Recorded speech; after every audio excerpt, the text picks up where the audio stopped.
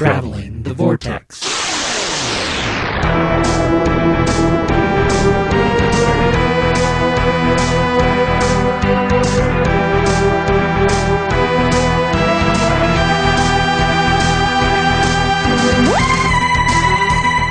We've joined the Doctor as he travels the Vortex and landed episode number 153. And happy Thanksgivukkah. I'm Keith.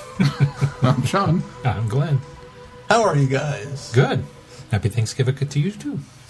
You know, one time I spent $2,000 locked in a... $2,000. I spent 2,000 years locked in a Thanksgivukkah. That was funnier before I screwed it. Not really. $2,000. You overpaid, Sean. I did. It was a 28-pound Thanksgivukkah. Black Friday flashback. It was a 28-pound Thanksgivukkah, but I don't know if it was worth $2,000. How was your Thanksgivukkah? How was your Thanksgiving? None of us are Jewish, so we didn't celebrate Hanukkah on Thursday, the beginning of Hanukkah. Merry Christmas, Kwanzaa. That's like it's the only time in our lifetime that will happen too. How was your Thanksgiving, Keith? It wasn't bad. Worked. Spent most of the day working. Yeah. This was the first Thanksgiving in a long time that I've been off. How was yours? It was good. Went over to my folks and had Thanksgiving dinner. And in years past, I worked 2 to 11, and so in years past, if my parents were here, most of the time my parents planned to go to Arkansas or Branson or other places and spend Thanksgiving because I usually have to work. Mm-hmm. And this year they were happen to stay, and so sometimes in years past, if they do stay, my mom will make Thanksgiving lunch, but then like we have to eat it at like 11:30, and so that I can get off to work by 2 o'clock. Today is kind of nice, or tonight. This year was kind of nice because we just kind of sat around and waited until dinner was done at 2. Luckily, I'd eaten a big breakfast in the morning, but and then just gorged, and this was the first time I was able to lay down and take a nap after Thanksgiving dinner, and only in America watch some football. We celebrate Thanksgiving at 2 in the afternoon. Thanksgiving dinner. I never got that. My family always did 2 in the afternoon also, which is why I never get to go. This year we didn't eat until 7. See, that's what dinner should be. Yeah. There were some grumpy people at my house. What do you mean it ain't ready yet? Well, that was just it. We had shot for 1 and ended up eating it 2, so. One's, yeah. Did you do any Black Friday shopping? No, not at all. How about Brown Thursday? No, didn't do any Brown Thursday. It's not Brown Thursday. No. Holly went out to a couple of places Friday. She didn't go anywhere on Thursday. She went to a couple of places later on Friday because she knew that it was items that, were just they weren't like the doorbusters or grab me items. They were just things that were marked down, and they usually have a lot of them. And she got there and she got some pajamas for the kids. I was impressed. We went to Walmart on Saturday just to go grocery shopping. I was impressed with how many DVDs and Blu-rays they still had. Still there? Yeah. It's because Batman, the ads $4. sucked. Who? Batman, $4 Blu-ray. Batman? Just Keaton? Keaton's. $4 Blu-ray? Buster Keaton. Yeah. Buster Keaton, yeah. You didn't know he did Batman off that clock.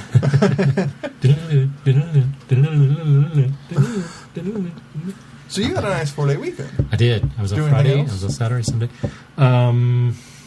Friday? No, we spent the day... I put the outdoor decorations up on Friday. Did I do anything else? I don't think so. It was a good day for it on Friday. Yeah, it was. Well, that was it. I was going to wait till Saturday, and I thought, I don't know what kind of weather we're going to have on Saturday. So it was already nice, and I had some time, so I put them up on Friday. And then Saturday, we put our indoor decorations up. So we put our tree up and decorated it and put all our stuff up inside. I forgot to tell you. We learned this last weekend as part of our Doctor Who celebrations, but Caitlin, Holly, and I sat down and learned the Doctor Who card game. Oh! And it is a lot of fun. Is it fun? Yeah. It's a turn-based card game that's similar to TCGs because you have basically defense and power, and you're trying to take over locations that individual players have.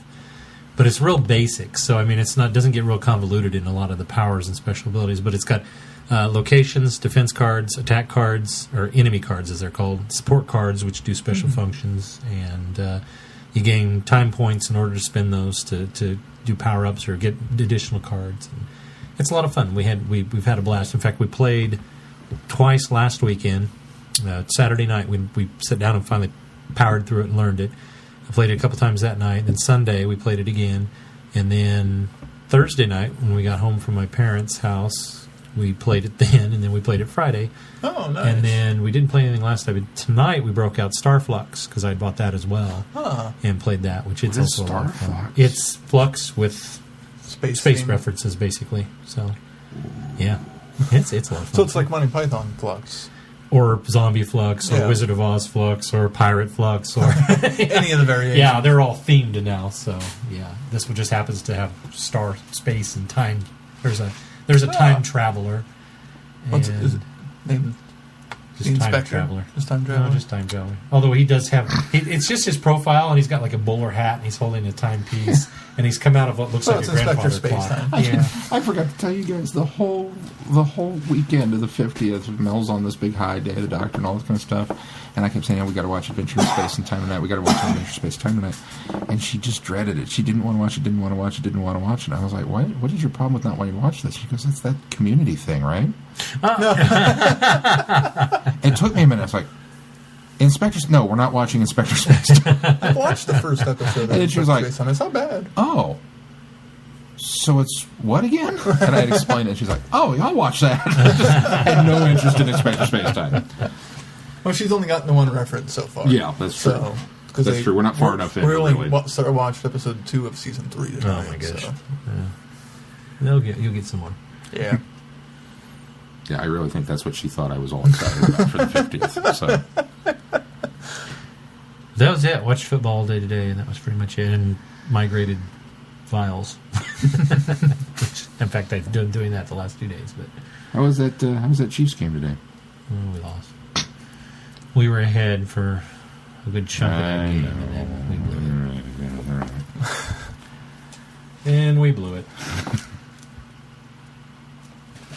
We had a chance to tie it up at the end and go into overtime, and we blew it. Anyway, what else? Like Herm Edwards was in charge again.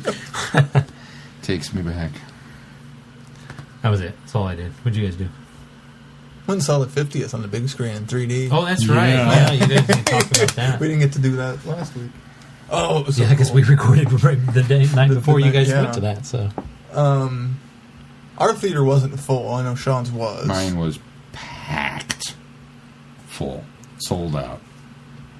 And what was cool was before the showing, they had like a slideshow and crowd noise for some reason of different trivia about the show, and then it starts with Strax giving theater etiquette, which I don't know if it's popped up on YouTube, but it's pretty funny. I've been looking for it because I wanted to see. He really enjoys our tradition of just exploding small kernels and eating them. And he takes a bite of one, and you hear it scream. And then there's a nice little bit about 3D with Smith and Tennant's, and then Hurt kind of shows up ominously at the end, and then it starts. Because you're going to see it in 12D, and somebody comes out. What do you mean 3D? It's only 3D? That's kind of lame now, isn't it? It's moving slow by my standards. So he turns back to the crowd. It's in 3D. You should feel privileged and how great this is going to be. It was a lot of fun. It was really well. But the Strax part was, he's threatening people with his blaster for having their phones on and recording it and all the theater. And they're like taped to chairs. And it's like, I'll deal with you in a moment. And then he goes back to the thing. It was clever. It was really good. And I know the Behind the Lens, is that what it was called? The post making of, narrated by Colin Baker, has surfaced on YouTube. Oh, it has? I saw that somewhere. And that was really nice, too. As for the episode, great to see it on the big screen again. I was fairly impressed by as much lost dialogue? Not as much. Not as much. Not as much. We were trying to decide if the groups who we saw it in the theater with had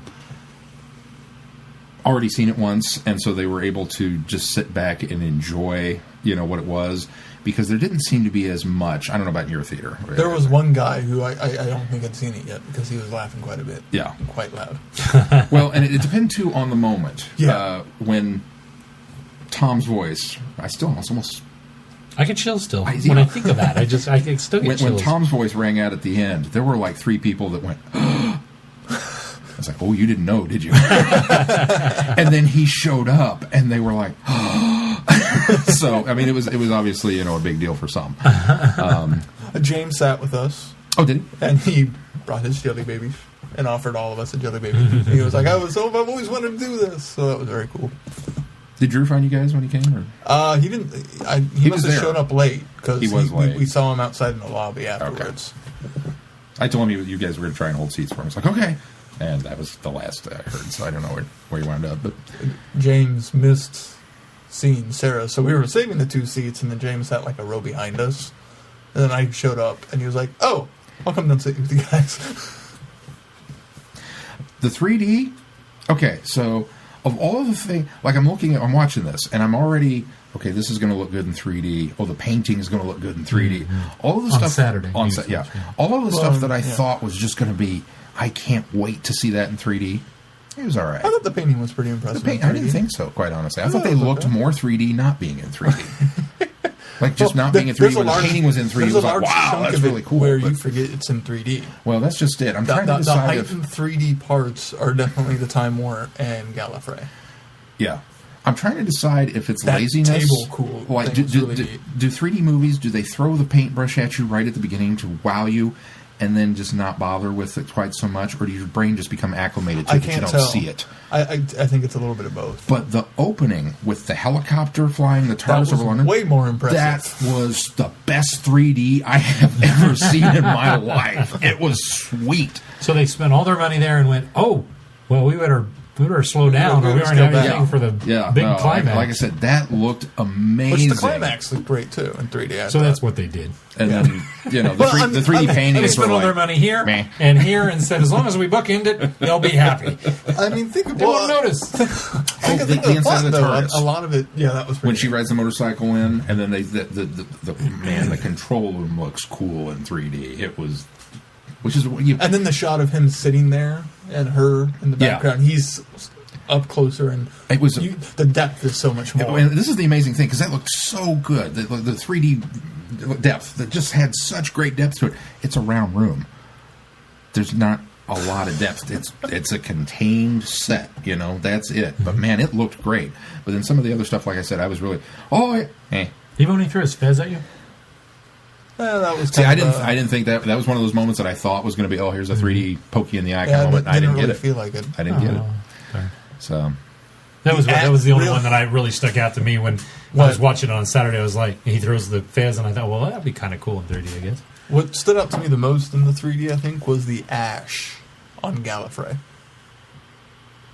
Did you not? I didn't notice the ash. Yeah, I just that was falling. Like almost snow, but not quite. Mm-hmm. It very much, I thought, benefited for the 3D. Oh.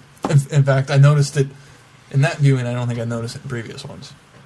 The actual burning of Gallifrey. Cool.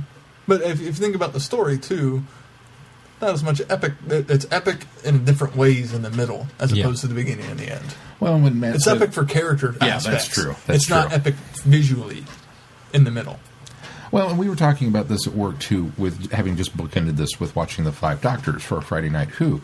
And for years and years and years and years, The Five Doctors is the pinnacle of multi-doctor stories. This is how you do it, and this is the way you do it right, and all that kind of stuff. And once again, don't get me wrong, I love The Five Doctors. I will watch it any day of the week. But once again, watching it, I'm really stuck by the fact that there's only about 5 minutes of doctors on screen together doing anything. Yeah. And the rest of it is just kind of we're off running around having our little adventures. Mm-hmm. Which, going back and rewatching 3 Doctors, it's even more impressive because there's so much more 2 and 3 together than there is. But I mean, just how much more impressive is Day of the Doctor for doing that aspect of it? Doing the 3 Doctors and being aspect, really smart by not having a companion fest, and let's focus on the doctors and get them on screen together and do it right. So, while still advancing a plot. So, I did laugh. There was at the beginning when they do the little intros and Matt's doing his, we're going to watch it in 3D, and he points the Sonic at the screen and he does something, and then all of a sudden the image kind of blurs, and when it comes back, he's in 3D with the Sonic out here in your face. And there were like 2 people that were like, whoa! And I was like, you should get out more. Apparently you've not been with the glasses now. They can do amazing things with the 3D work. But yeah, it was a lot of fun, and it was just cool. I mean, somebody, cool. One of the guys that was in the theater, I know him. I don't know where I know him from. He's just kind of one of those people that I've seen around town. Well, he came dressed as Pertwee. He had this beautiful velvet coat. Ooh. Wow.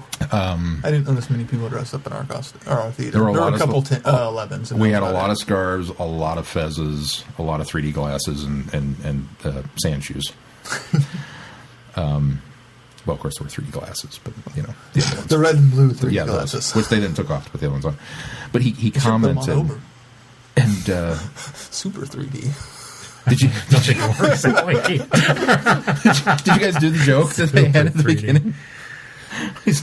Matt Smith's going on about there's a Zygon that's invaded the audience, and he says, and they're here to kill you all. But don't worry, we figured out a plan. He says, if you've got your 3D glasses on now, turn and look at the person to your left, and then close one eye. If it turns black, it's because they're a Zygon and they're in disguise.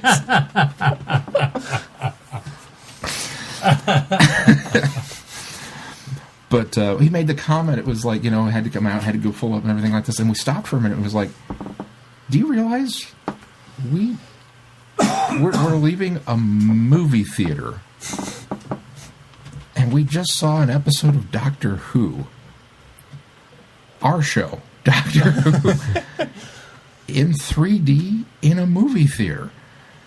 And we just got to stop for a minute and just like, wow. Yeah. I mean, there's an enormity of that. I'm still blown away by it. It's just like the third time he said that. Now that he's actually done it, it's still there. It's still there. There are a lot of... Next week, he's going to think back. And I saw He will. You know, 2 weeks ago, I went and saw that. Brenda and I have had a stroke. We're going to remember things together now. But just... I have a lot of fandoms in my collective. And not all of them are 50 years old, but they're starting to get up there. I mean, Star Trek's, 47 now? They're going to have a 50th anniversary. None of your memories should be 50 years old. No, my Sean. fandoms. Oh, your fandoms. Okay. All right. But think about that. Think about this for just a minute. Star Trek's going to turn 50 in 3 years. They're not going to get a new episode. Oh, there might be a new movie by then. But that's not the same. I'm serious. I'm serious. Think about it. Doctor is 50 years old.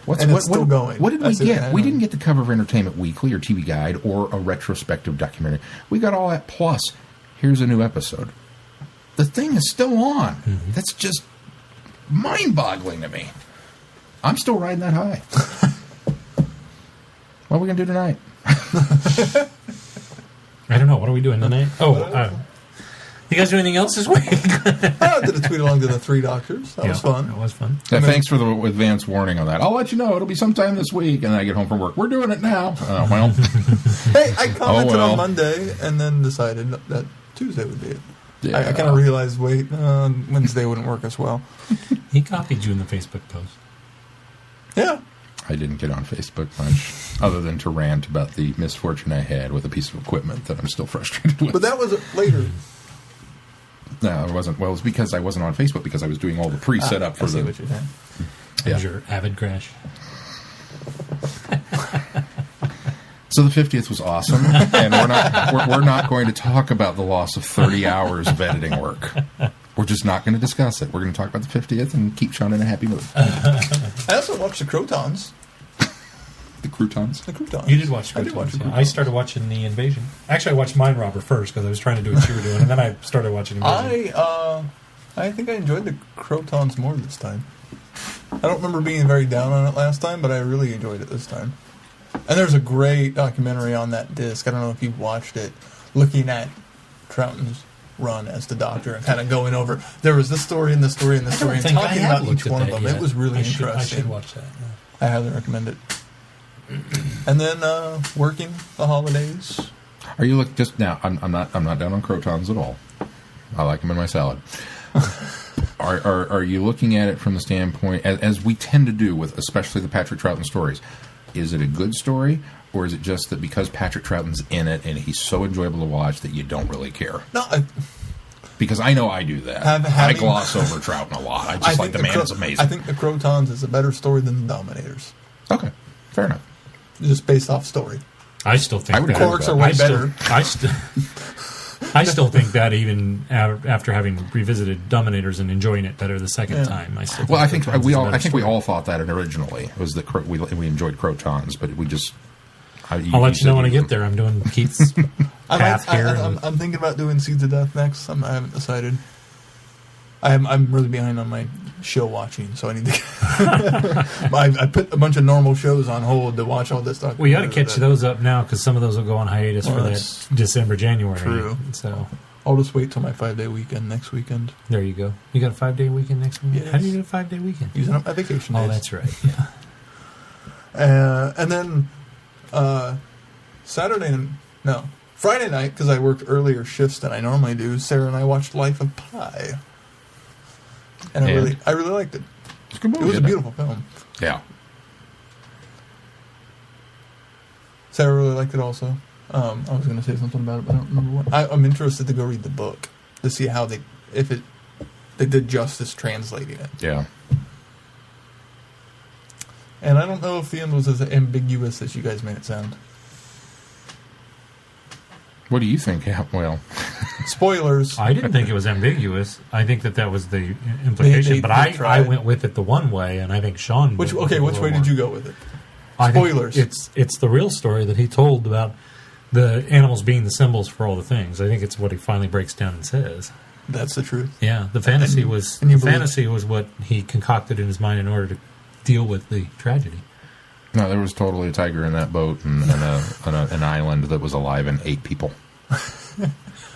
I agree with you, but I don't think that's the point of the movie or No, I don't think it's the point or either. the overall story. No, I don't Which- either. I agree with you. Which I is agree with that. what's great about it is not of a question of which really happened.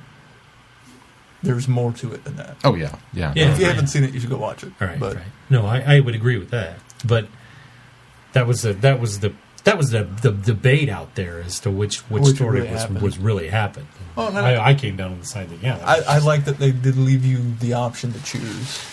Although to me, it's definitely one way. But it doesn't matter which way actually happened. I don't think. It's one of those few films that, man, I wish I'd have seen it in 3D. See, I noticed some really weird aspect ratio stuff in this thing. Did you watch it on like DVD? the tiger being too big.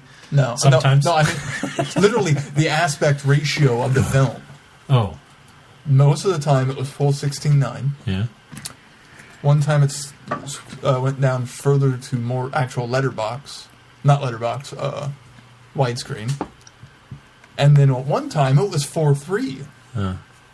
I don't think I ever noticed. Had to I have didn't been notice something I with saw it the in the theater, Blu-ray. so I don't know. Or it I had didn't to see it be on something Blu-ray. with the translation. I wonder maybe if parts of it If were the- shot in IMAX and required a different scene that's what or something. I thought, but usually the IMAX fills the TV as opposed to being the standard Letterboxing. film. Yeah. From Letterboxd. Did you go see Hunger Games? No, I didn't. Afraid not. Still can't talk about it. No, sorry. Okay, Keith. Well, I mean, here we are 6 months after the fact talking about Life of Pi, Well, finally. in 6 months I'll have seen Catching Well, Fire. that's what I said. By the time it comes out on DVD. No, we plan to see it next weekend. They're waiting for another paycheck. We've got passes, but Caitlin wants to go. And I thought, you know what? We'll just wait another week. She's seen the first one, right? Mm-hmm. Several times. She watches it all the time. Well, now it's on Netflix too. Do you hear the? There's We've got the Blu-rays. I don't know what. I don't know if it's got any traction or We want not. to get the whole box set. There's a petition circulating to get Cesar to host the Oscars, like in character with the. It's like, Actually, really yes, cool. yes, bring That'd it. be I'm great. ready. Let's do it. That would be cool. We also went and picked up our Christmas tree. Yes, it's standing there our naked in the cemetery corner. Christmas tree, like we did last year. Cemetery Christmas tree. Good. Yeah, it's funny. It We wasn't. put our name down on All right, the for list the new this time. listeners that haven't mainlined our show, Yeah, it's funny. He talked about this at shows tonight. I was Keith like, did you not gotta- break into or I did go not- to a Well- graveyard or a cemetery late at night and cut down a tree because he's too cheap to go buy one at a Yes, farm. he did. One of our local cemeteries that you can, they prefer that you sign up in advance to get a free tree, and that's what we did. And it's a nice. I see. It's 3 to 6 foot. I think it's nicer than last year. I think it is nice with Oh, nice. it's full. I think so too.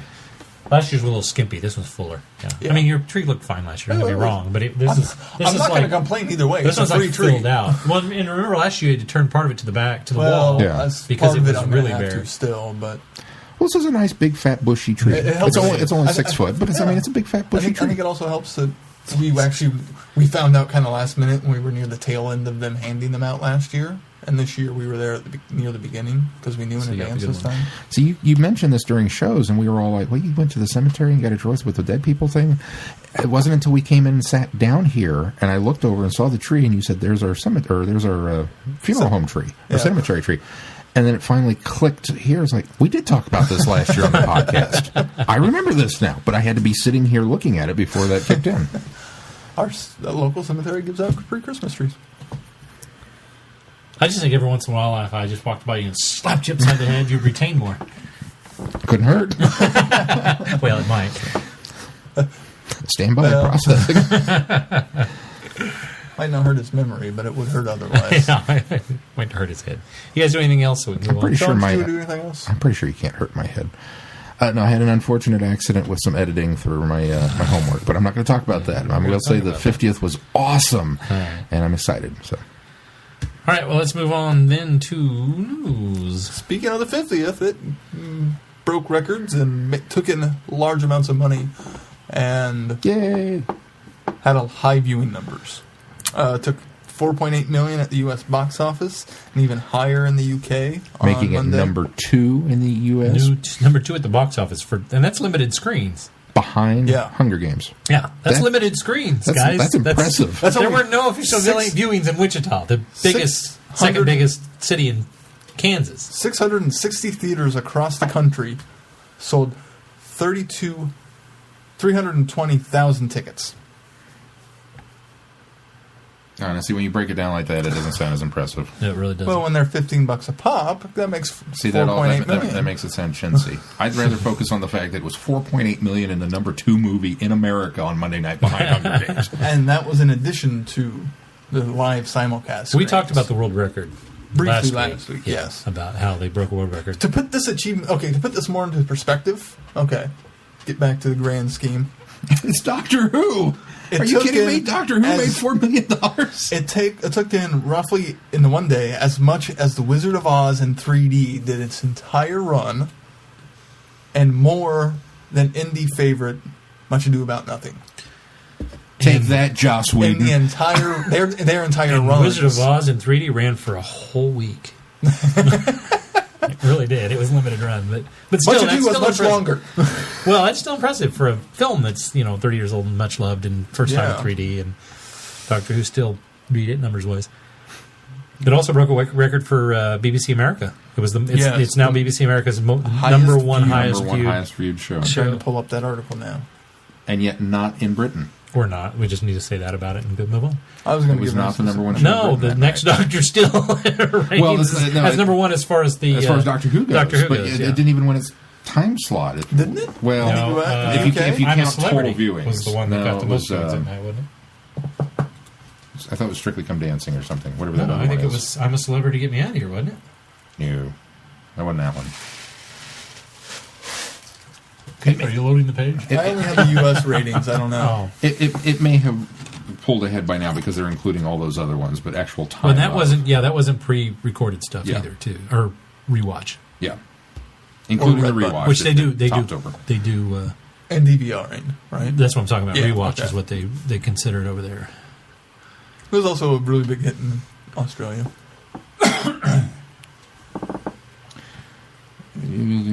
I'm trying to go back in the history to find the U.S. rating. Yeah, I didn't want to talk about if including the new figures, likely make it highest ranked show for the week, overtaking Strictly Come Dancing, which beat it in overnight figures. Oh, okay. So it was Strictly Come Dancing. I didn't want to talk about numbers anyway, and we've gone way too long on this. So yay, good numbers, Doctor Who. We love you.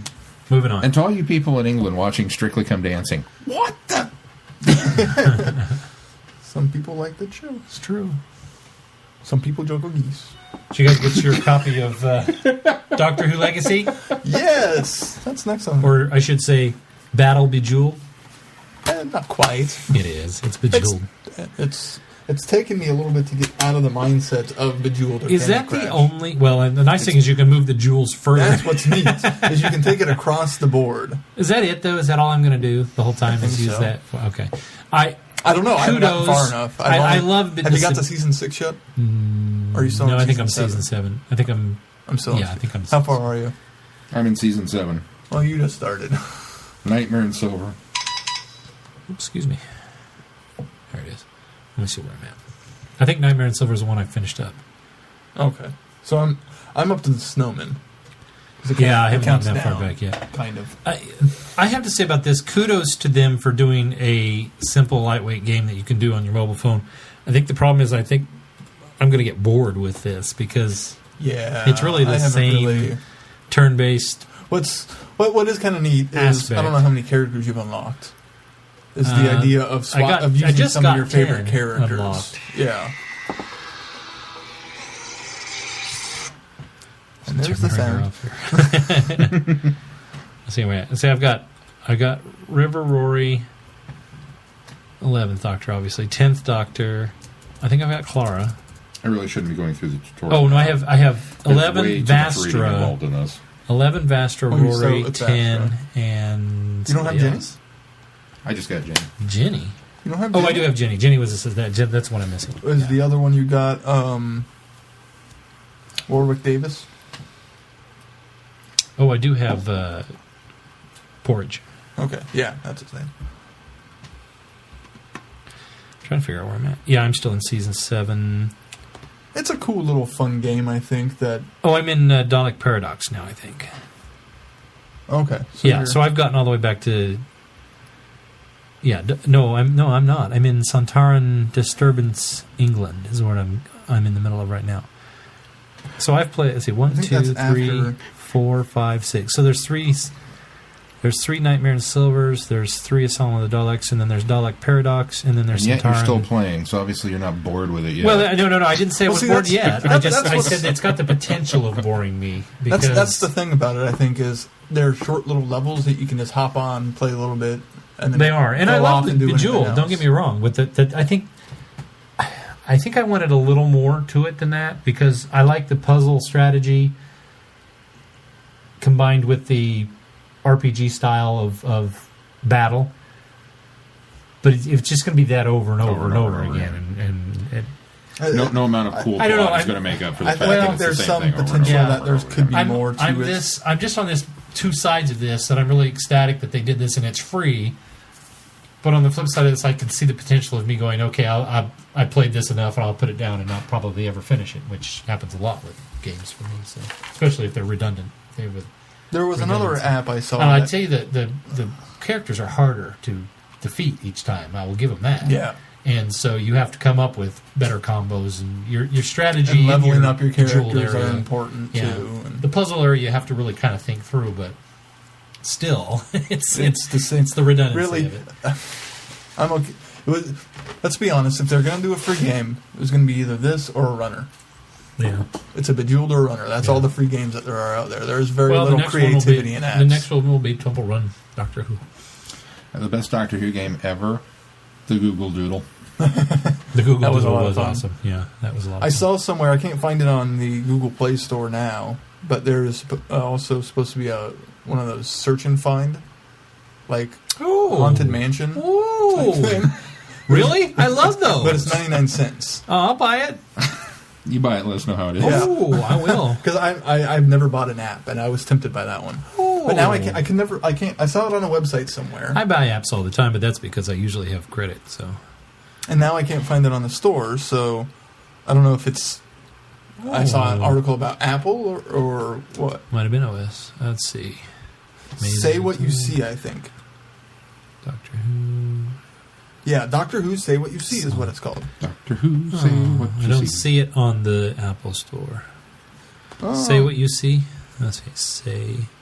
Maybe I had to search that specifically. My son plays these Say What You See. I played one for a while on Doctor Who Say What You See. It might just pop up here. 150 puzzles. Oh, it's $2.99. Oh, it's only 99 cents on I. Whoa! All right, I may not buy that one. I don't have that much credit right now.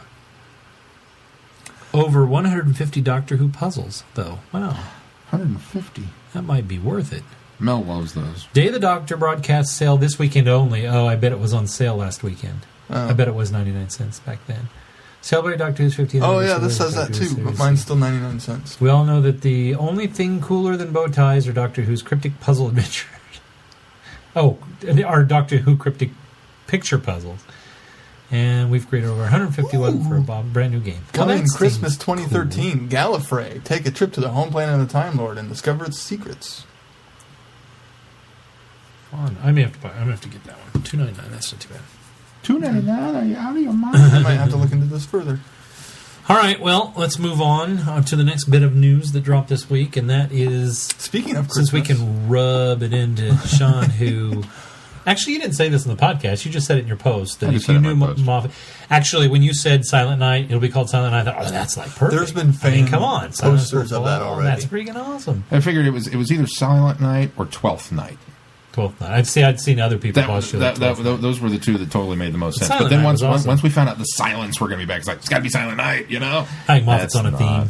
He definitely is. Day, or was it name, night, day, Time. I can't wait for the first season premiere with Peter Capaldi, The Watch of the Doctor. The Doctor's getting Search of the Doctor, I think, is what it'll be. The Doctor's getting more things than Rassilon.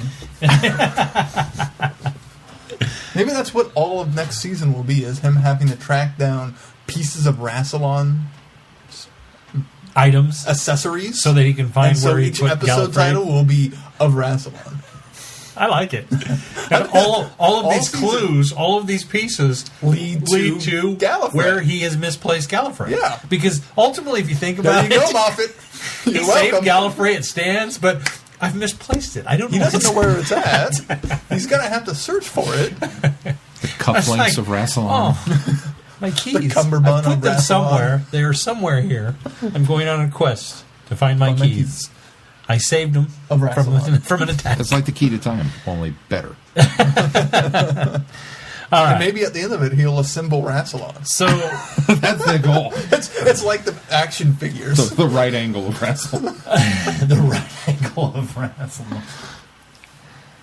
Well, you remember you buy the action figure, you get all the parts to the K1 robot. So Yeah, it's like that. we're gonna get. Or the Thanos. There were some Marvel figures that So, did that we're too. gonna assemble Rassilon at the end Or of the season. the Pandorica, because they did that for the Who Yeah, you get some of those. I had didn't one. you? Yeah. Oh, one. on one side. Didn't you have goo too at one time from the Rebel Flesh? Yeah, Dried that up came in and- all the action figures. Yeah, I think I still have one somewhere that's unopened. unopened goo. Flesh. I don't know where we went there. Time of the Anyways, Doctor. What do you guys think? Time of the Doctor. Lame title. Yeah. That is The okay. poster's kind of cool. The poster does look cool. I really like that fan. I assume it was a fan-made poster. But here's the thing I don't get is that a fan must have seen this and then worked really, really hard, really, really diligently, really, really quickly to put out that fan-made one. Did you see the one I posted on Twitter? I don't think It's the Buster Keaton pose. It's Matt Smith hanging from that clock. Oh, How can And he then it hang says from "Silence will fall." The clock is at midnight. They were, the hands were differently. But this is what it was fan made, so I was like, oh well, okay, but it was still cool. But then I looked at it and I was like, it's like the same clock. It's the same coloring, the same snowfall. It's not just like, let's put Matt Smith in a Christmas picture. It's really, it's got the same lighting as the official one. So I was like, huh. But apparently it's not I bet real. that wouldn't have taken too long to do. I could zoom in, move the hand. Yeah. Okay. all right. We'll have Keith mock one up for our website then. And Yeah. You get right on that. I'll have that posted tomorrow. yeah. Yeah. Have that posted tomorrow because it won't take that long. Make sure you say enhance a couple of times while you're putting it together. Yeah, I just thought it was a cool picture, but yeah, I thought for sure it was going to be. Yeah, I'm not impressed with the title. Time of the Doctor. It's meaningless to the Doctor. Time is, yeah. But oh well. Well, this I'm kind of surprised he's back in his snowman getup. And is it just me, Well, it's or are because those it's pants Christmas. way more checkered than the last batch? Yeah, they are. They're very That's- Troughton-esque or Hartnell-esque Yeah, pants. And I don't think they quite work with that coat. If we're going to go back on the wardrobe of the Doctor. That should be an episode. Should be an episode title. The Wardrobe of Rassilon. That's why Rassilon's so mad. He stole the wardrobe of Rassilon. That's what's in the wardrobe room in the TARDIS. He took Rassilon's Type Wardrobe. 40, and it had the wardrobe in it. And there are silence in the picture. Are there? I hadn't kinda noticed. And arms. See, when I do it, it's funny. When you do it, it's just obnoxious. The difference It was is funny when I did it. he doesn't do it on microphone. That's the problem. That's the problem. I was laughing. All right. But why? Let's move on. Anything about the arms? You want to talk about those? No. They're weeping angels. Minisodes. Yes. Okay. Moffat has talked about minisodes in the future. I'm still waiting for my... Wow, I need more RAM. Okay. Christmas is coming. Maybe Christmas someone will get you more RAM. It's on my Amazon wish list, listeners. Has anybody put that meme together yet? Sean Bean, Christmas is coming. I'm surprised I haven't seen that. Surely somebody somewhere has done that. Instead of a sword, a candy cane. Yeah. Game of Thrones. Game of Thrones. Instead of Christmas winter is is coming. I don't get any of that. Someday I Have you will. started the book yet? No, I haven't started the book yet. I've I'm been almost too busy 200 with Doctor pages Who in now. Moffat recently has said, Who has time to read when there's such goodness on my TV? I find time. Well, you got about half as many kids as I do. Wait, no. No. You have 0 as many kids as I do. I mean, you don't have any kids. That's the clock from Hugo. It is the clock from Hugo. But it looks like the clock in the... In fact, that's No, the it poster. doesn't. I know That's it's. the I Hugo understand poster. it's the Hugo poster. It doesn't which is look why, like the clock. If you read my post, it says gorgeous but erroneous. But I think it looks like that poster. It's the same coloring. It's the same Just coloring, because but it's they not the looked right at that clock. one, hey, that looks like the whatever. Hugo Anyway, poster. I like it. It's a neat poster. Don't get me wrong. Need it. I don't It's know, not the right clock. Matt's kind of, his proportions wrong. 50 years of time and space. How come we've never had Doctor Who hanging off a clock before? That seems weird to me. Because doesn't time's it? irrelevant to the Doctor. I just said that. I just answered your question with your answer. Moffat on spin Have your minisodes popped up yet? Stephen Moffat has... This comes from DoctorWhoTV.co.uk, to give credit where credit's due. We haven't done that in a while. Yeah. Has said he doesn't think it's likely that we'll get a McGann spin-off, Boo! but it could lead to more minisodes. He spoke to Yay. something called Flicks in the City and said, you know what's really important with Name of the Doctor? It's not that it was Paul McGann, brilliant as he was. It's that you had a bloody surprise. You know, back in the day we used to do those, and we'd like to do that again. I think this will usher in not so much a Paul McGann miniseries, but usher in more minisodes. And I think we should take them more seriously than we used to. Night was the first one where we actually said, let's make a high production value and let's give them a surprise. He teased, you can count on us doing something like that again, but we won't tell you when. I've actually told the BBC, if we do it again, we're doing it in Cardiff, and we're not even telling you what we're doing, and we'll give it to you on the day. That won't happen, though. That's pretty bold. It is bold. It won't happen, though. BBC will want it soon enough to be able to clear it so that they can get it on whatever next DVD needs to be on. Yeah, but if it's like So. early Series 8, that Series 8 DVD is going to be so far in advance that he could do I it. think since they're deciding that they're going to split the series up again, they'll have... I didn't see that there. We'll have to I have it. thought they were running it all at once. No, they're talking now next autumn, Christmas in the middle, and the rest in the winter. I didn't First see of that. the I just year, saw next autumn. That's just it doesn't surprise me. You guys, you can do that, but that doesn't surprise me because that's obviously where they were tailoring this to doing it this last time. That's what they wanted. There to were do. excuses for doing it They this want- time that made sense. They want 6. They liked it. They want 6 in one year and 6 in another year, and really, the splitting Call up it of the good. DVDs makes sense this time. but it did make sense. But I don't think they needed to do that either. No, That's just this trying time- to get more money yeah. out of it. There's But milk and money. you could justify it more with Series 7 than you could with Series 6. Splitting up the Well, DVD I would releases. agree with that. Yes, I would agree Because with that. if you're not a fan of The Latter Half, you can still have all your Amy and Rory stuff and call it good. That's true. I don't know why this had just occurred to me the other day. Really? Yeah, Just the other day. just the other day. Yeah, for you Clara haters. I'm not a Clara No, hater. you're both Clara haters. I like yeah, Clara no, just you fine. both hate Clara. And we never said such a thing. I'm just kidding. Have you been staring into silence for a while? Have we met? All right. Last well, we bit got of some. news. This isn't the last. Well, I guess we're going to nearly. put all this together. So, Yeah. yeah, this is our last bit of news. Some it's kind of a theme here. Area Con announcements. And And by area, I mean our area. Our area. the Kansas City area. Specifically Kansas City area. Crypticon, Kansas City, which Sean went to last year. And had a good time. Yeah. That was the one where Tony Coran had to cancel, right? Yeah, Okay. unfortunately. But they booked another Doctor Who guest, Eric Roberts. So let's hope that they're... Let's hope he doesn't Yeah, cancel this let's stuff. hope that they're... History doesn't repeat itself. Yeah, Eric Roberts will be dressing for the occasion and coming to CryptoCon I don't know if he'll be dressing for the 2014. occasion, but he'll be there. The Master.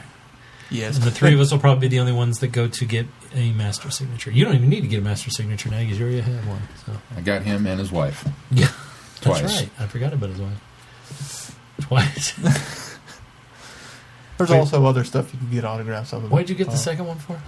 Mel got one and I got one. Oh, that's right. Yeah, okay. That was before we integrated households and autographs. So, she had to have one and I had to have one. Right. Although, for what I paid the Master in autographs, I could have got a bumper.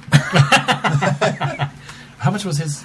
I wanted $100 for that. No. I knew for what the the autograph. bumper was. Yeah, How much did you want for the 30. autograph then? Oh, 30. It was Okay. 30. that's not Well, as that's bad as I manageable. thought it would be.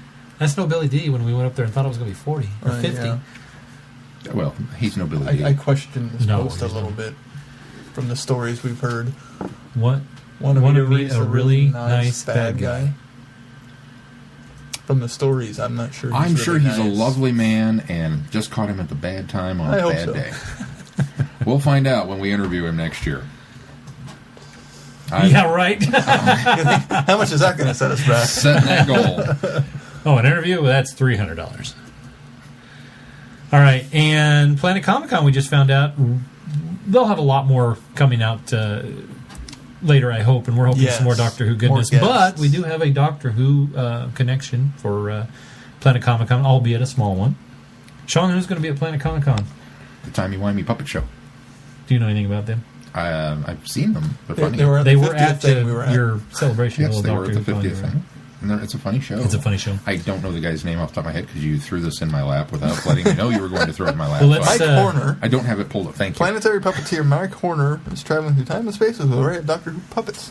Will be performing live as part of our panel programming, and will be available to meet fans during the convention. We're hoping to get him on one of our fan shows that we're going to do soon, after the first of the year. Sometime. After the first of the year when things slow down a bit. That'll be Also, fun. Lee Majors and Margot Kidder, not Doctor Who guests. Yeah. Hey, Lee Majors. And then there was a was in big Scrooge. Doctor Who gathering in Chicago this weekend. And from the pictures and the posts and everything online, it looks like a good time was had by all. Lots of doctors, lots of companions. Without us. So jealous. Looks like a lot of fun. But we did have a representative there, and Rachel will be submitting some feedback for us. Actually, she's going to do us a big favor. She's actually going to send us some correspondence on it, and we're going to release that as a side trip because she's got a lot to say about Chicago side trips. TARDIS. So expect the side trip to come shortly following this release of the podcast. And we thank you, Rachel, very, very much. She got to talk to Daphne Ashbrook, who was sad that we didn't get to come, but As were we. alas, yes, alas, I'm just proud you were that sad as well. remembered us. Oh, come on. Well, Sean's met her 3 Yeah, times. that's true. Sean and I at least talked to her twice. I'm in like Flint. Yeah, so Daphne and I, we're like this. I'm not saying anything. I'm just saying Daphne meets a lot of people. I could understand that she couldn't quite remember. Daphne who we were. remembers everybody. It's impressive that she Daphne can remember remembers everyone she everybody. does. It's amazing. all right. Well, let's. But move thank on. you, Rachel. I'm glad you had a good time. I'm glad you got to meet Dr. Phil and some of the extended Vortex family. Yeah, some other listeners she ran into out there as well. So And anybody else want to send in stuff, we can read it off on the next podcast. Send an absolutely, email. I'm hoping to hear from Dr. Phil because he was there as well. So, all right. Well, let's move on to feedback. First up, Mikhail says, "Okay, guys, I can usually find my own answers, but there is too many opinions out there on what number Doctor we are on. Between the regenerations without body change statements and my personal thoughts on Kill Hitler, did he gain some of what were left? And does Moffat's last statement stand on Hurt not being named the Doctor? And even that is conflicting with the credits stating he is. I don't know. Anyway, Love the show. Been listening since the start. Went back to and started over. I've got a lot of me time on a roller paving the roads. Have a good Thanksgiving. Well, I'm glad we can keep you company while you're Yes. on a roller paving the roads. So Well- do we want to talk about the elephant in the room, Glenn? Do you want to talk about the regeneration number? You went back and rewatched the assassin. I did went back and watch it just for fun, but I mean it's just there. They mention it there. Well, that's where it's set forth. So. That's where they started. Yeah, They continue exactly. it in the movie because they mention it there too. Well, it's mentioned several times throughout Doctor Who, but in fact, in the Five Doctors, they talk about granting the Master another set of 12 regeneration. So, as far as the numbering goes, here's where I got to come down on this. Is I will forever call Eccleston 9, Tennant 10, and Smith 11. Because that's where it came down. I'm not renumbering my doctors for the sake of anybody else. And so if somebody says to me, when I'm talking about Matt Smith, and I say number 11, and they say, no, it's number 12, to heck with you, because my numbering stays the same. And I appreciate Moffat giving us that opportunity to call Hertz Doctor the War Doctor. That's simply that's a great way to fix it. Now, does the that fact that does he that doesn't even- affect the regeneration number? No, that's a different entity because there actually is a regeneration in there. So we have to actually say that Matt Smith is the 12th incarnation. Actually, there's some debate now because Moffat is cryptically saying He's trolling that fandom is what Handy he's doing. Doctor actually counts as a regeneration, even though the 10th Doctor kind of shunted it off, but he used a full regeneration there. So what we're unfortunately, I think that Moffat is cleverly setting this up so that he can have the Doctor run out of regenerations, and because he has to go find Gallifrey, he's going to have to steal bodies. So my theory is that Peter Capaldi, because he said that we've already seen that he's going to relate it to Fires of Pompeii. I think he's going back to Pompeii because Peter Capaldi, the character, I can't remember what was his name in Fires of Pompeii. Since he wasn't supposed to live anyway, the Doctor's going to steal his body. Okay, he's going to do a master. He's going to steal his body because he's out of lives. He's got to keep going, and he's got to find Gallifrey. That's the new thing. That's what we've set up. So the Doctor is going to steal the body of this guy he met in Pompeii because he wasn't supposed to live anyway, right? Okay, and that's how he becomes the 12th Doctor. That's how it's going to work. I'm being facetious here because I'm really getting tired of talking about this because. Yes, it's fun for people to debate it, but I get frustrated because we're going to know in less than a month. Yes. So why are we sitting here debating this, trying to figure out? Now, if we weren't going to know for another 12 months, a year, something like that, then I can see us sitting here and discussing it and postulating and speculating. But I think we should at least get past Time of the Doctor before we sit here and start trying to count regenerations and how does this work. And I mean, it's fun to speculate. That's some people's prerogative, but I don't care. It's going to get answered here soon anyway. So. Assuming Moffat's just trolling fandom and sparking debate with Handy Doctor, right? Capaldi just becomes 13. And so then we don't have to worry about it until the end of his run. So there's still plenty of time to figure it out, regardless. Isn't it interesting that a show that realistically has no continuity, very low production values, and it's got continuity. Contradicts itself at it just contradicts conceivable turn. And we've drilled down to the point where we're obsessed with this kind of stuff. I know. Well, this is one of the... As the show's gone, it's one of the things that they've stuck with. They've always mentioned That's just it. I think that because we've had loose continuity, and this is something firm that we've gotten. Exactly. That's exactly right, Keith. They've played hard and firm with this one. We've had continuity-ish. Loose. I just think it's funny. I really do. I mean, don't get me wrong. I'm one of those fans. I'm as obsessed about it as anybody else. Glenn will tell you that's why we continue to talk about it, because Sean keeps bringing it up. But I think it's funny that we don't talk about the fact that, if the Chameleon Circuit is stuck, why does the TARDIS physically change size over the years? Well, we don't talk about the fact that, well, you said the Earth was destroyed by solar flares in this episode, but then it was destroyed by this in this episode, but then it was destroyed by this in this episode. Which one of the destructions? We don't talk about any of that. We retcon away. We fix things in our heads. We say, no, that's obviously how it happened, and we're fine with it. But the regeneration limit, oh my God, what are we going to do? I just think it's funny. It will be fixed for the sake of the show going on, so. It definitely will. You don't think you'll ever firmly in your head go, John Hurt's 9? No. It'll be the 9th incarnation, but when I'm labeling them and talking about them, Eccleston's always the 9th Doctor. Will he be 8.5? No, he's the War Doctor. Like Shaka Doctor?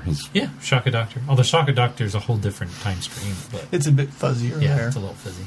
I was still hoping when Moffat threw that out there and said, you're all wrong, count the episodes. I was really hoping he was going to... Shaka Doctor, counts. He's going to fix it. I was kind of hoping that since they actually had Richard E. Grant, who probably would have come back, they could have showed him. I mean, that would have been wonderful. We still had this mystery regeneration between Shaka Doctor and Eccleston's Doctor, but that would have been awesome. And he's like, everybody would have went, oh, what? And a lot of people would have been, who's that? Blow my mind. We would have stood up in the theater and gone, yeah, called it.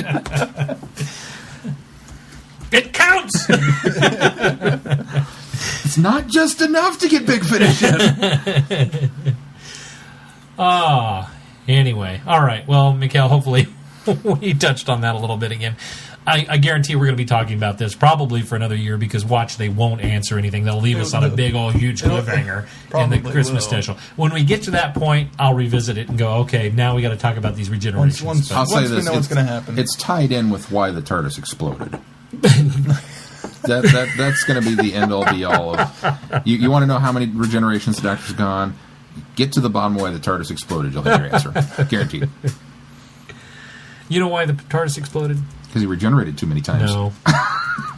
Because the fast return switch got stuck again and he didn't realize it. It went back to the Big Bang. So that's why it exploded through all... Yeah. And created the universe as we Created know the it. universe again. I think I wrote that story. I think I saw that story. It was Edge of Destruction. Almost. It wasn't Edge of Destruction when I wrote it. All right, who's next, Keith? Up next is Lisa. Lisa writes, feedback submitted. Comment question. Hello, travelers in the Vortex and their listeners. This is Lisa, writing to share my adventures with the Doctor Who 50th anniversary. I went south to meet up with my twin sister to do Who in 3D on the big screen together. I did henna tattoos before I left, shared pictures on Twitter, still have the henna tats today. Yeah, must do for Christmas. I did some henna on Sister for the show. She wanted I Heart the Doctor on her hand. I put Dalek dimples on the heart. I call the bumps on Daleks Dalek dimples. I know, they're only dimples to the Daleks on the inside. Personally, this getting together with family and friends is one of the things I enjoyed most about the 50th anniversary. The huge line at the theater in Napa was full of friends, mostly young people in high school, families, and overs. I think it's OVers. OVers, original viewers, like my sister and I.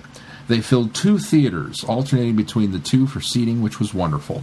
We told people in the wrong line they were in the wrong line. They assumed the line was for Hunger Games and wondered why people were dressed up.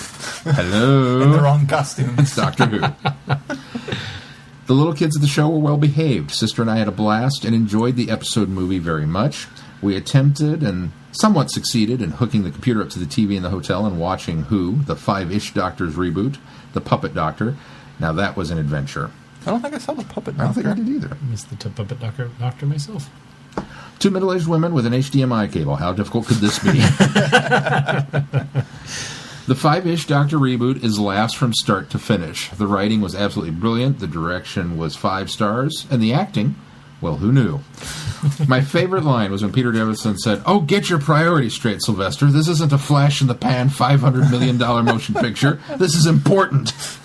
Pure gold. Inside the TARDIS was some of the best dialogue of the whole movie. They mentioned the horrible lighting and loving the wobble. Too funny. Serious about what they're doing, but not taking themselves too seriously. Absolutely delightful. Hopefully, we will see more work from Mr. Davidson. And finally, An Adventure in Space and Time. Just lovely. Well written, acted, and directed. It felt like my childhood. I was a child in the 60s. The cars, the chrome, the really big hair. Can't say how much I enjoyed this movie, and you can tell just how much everyone making it cared. For all the fun and lightness of the anniversary episode, we know the Christmas special is going to be less so. It just has to be. Take care, everyone. Live larger, dream bigger. And if you don't know what to give someone for the holidays, consider a donation in their name to your local food bank. Demand is up due to cuts in SNAP, or maybe give the gift of sight via a group like SEVA, or donate to your local ASPCA or others. They will be grateful, and your friend or loved one won't ever have to dust off your gift. Lisa. Good suggestion, Lisa. Yeah. And I'm glad you had fun. It sounds like quite an adventure for you ladies. Keith's good at HDMI cables. If you ever have any questions, you can reach him at keith@travelingvortex.com. Send it my way. I'll help you out. He'll help you out. Up next is Daryl.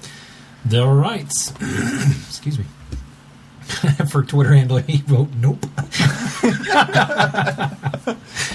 Hello, Vortexians. Well, I'm exhausted. Considering that we had little Who leading up to October of this year, I am pleasantly surprised at the result. Name of the Doctor was, I think he means Night. Night of the Doctor was a complete surprise. I somehow missed the spoilery article titles and let out a holler at work during my lunch when McGann popped up. An Adventure in Space and Time was great. Gaddis did a great job fitting everything in the show in a mere 90 minutes. Yes, important people behind and front of the scenes were omitted, but this wasn't a documentary, it was a drama, and it pulled it off.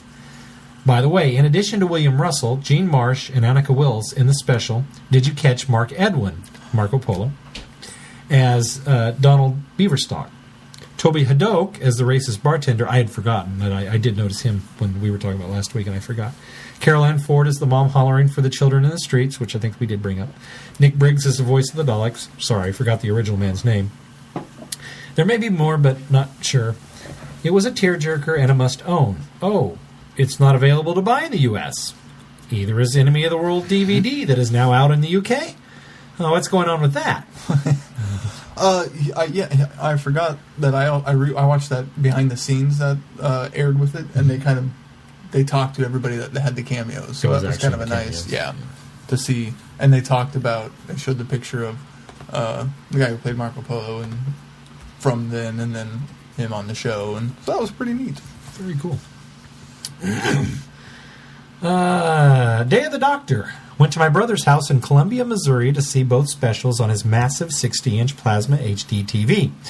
AAISAT was great. An Adventure in Time. It took me a bit when I read it. I was like, what is... Oh, I know you. An Adventure in Space and Time was great, but his TV crapped out Friday night after the special and a night of Xbox One gaming. Aww. I thought it was a joke, but no. We brought in his smaller 32-inch flat screen to the living room to watch the 50th. I know, boo-hoo. Going from a wall-sized TV to a 32-inch is a bit jarring, but considering I don't have cable TV at home, I was just happy to see it all live. The episode was really good. Could have been terrible, but this was meant to cater to fans as well as the general public, so I was happy. From what I heard, Eccleston was meant to be in the episode but backed out. His flourishing career couldn't fit it in. Flourishing career. Well, he got that role in Thor. Moffat had to do a rewrite, hence the strange War Doctor. Could have easily been Eccleston with a bit of timey-wimey writing. If you remember, the filming of the episode was delayed 2 weeks. I bet due to his backing out. Moffat has made hints at the recent convention to Matt Smith that he will not turn down an invitation to appear in the future anniversary. A pretty bold jab at the whole Eccleston snub. Oh well, still a good episode. I did get tickets for a 3D screening in St. Louis on Monday and thought the 3D was really good. Better than I thought it would be. The making of special at the end was really good too. I also answered a trivia question before the show started and won one of the Troughton Missing Episode DWM specials. The question was, which former Doctor's son was in Midnight? David Troughton. I already had it, so I gave it to a buddy, and I went to see it. Who I went to see it with. And finally, the 5-ish reboot. It was awesome. I was rolling during the whole thing, especially John Barrowman's straight family.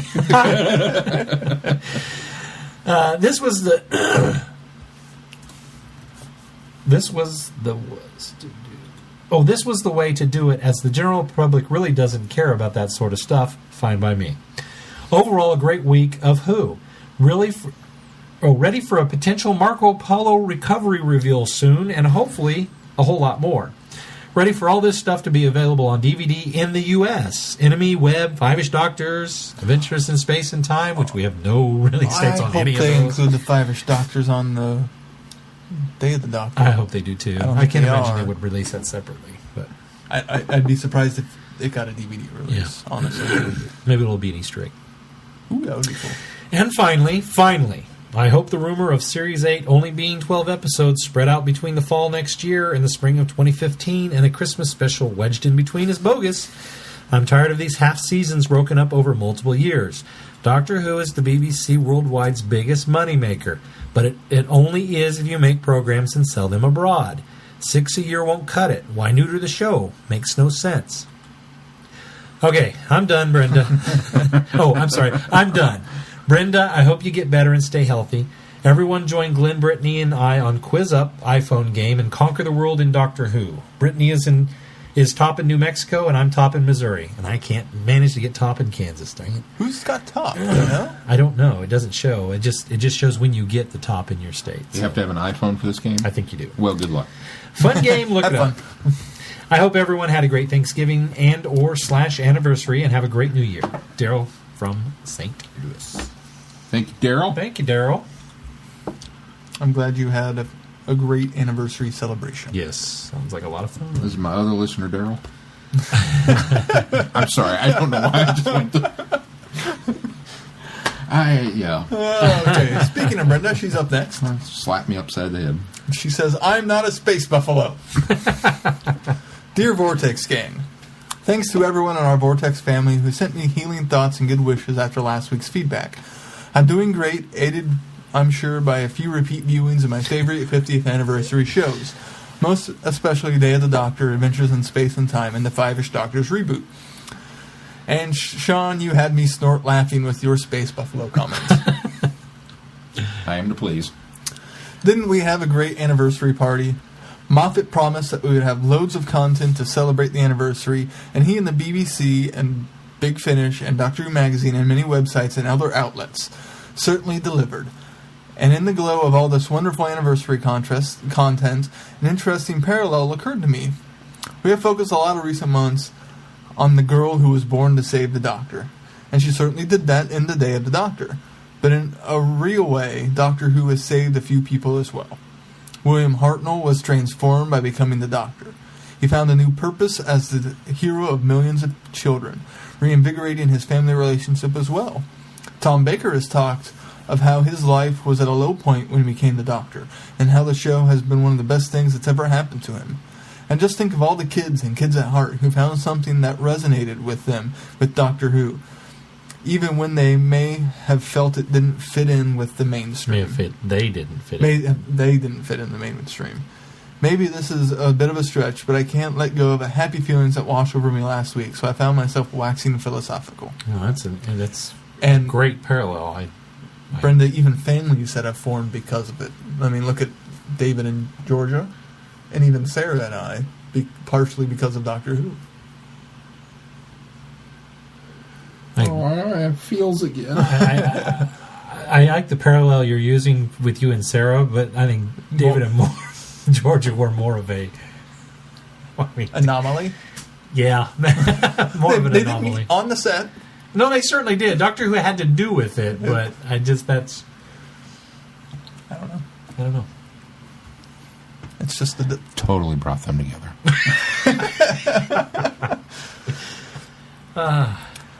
Well, enough emotional drivel from me for now. I look forward to hearing your reports on the 3D Day of the Doctor experience. I'm still looking for Behind the Lens featurette online, but it appears to be blocked still for this country. Maybe I saw a UK version. I didn't watch the video, that's why.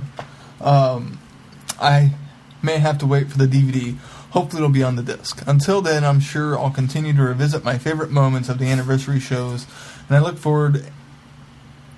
I'll both look forward to and dread Christmas Day. I hope you all had a wonderful Thanksgiving, and have a great week. Brenda in Atlanta. Why are you dreading Christmas? I'm dreading Christmas. Why are you dreading Christmas? I wonder. What's Luckily, what's Christmas the dread? special. We get more Doctor Who? Yeah, it'll ruin Christmas. No, the best part of it is the fact that we get Peter Capaldi. No, Capaldi. that's going to Capaldi. ruin. That's going to ruin Christmas. Oh, it's Capaldi. Capaldi? Yeah, they pronounce it Capaldi. The hell? Scottish. Peter Capaldi. It's going to ruin Christmas. No, Peter Capaldi. It's the best part. No? Yes. He is going to mope for years. He will. It's going to be awesome. He's going to already have a dislike for Capaldi's Doctor because he replaced Matt Smith. Yeah. Just like you had a distaste for Peter Davison. So. That's right. Not me. I'm excited. Are you going to dress in all black? Bring him I on. might. Bring him on. More than normal. More than I normally do. More than this normal black. Maybe I'll paint my fingernails and put on mascara and go all emo. Black lipstick. You should cosplay as Madame Vastra.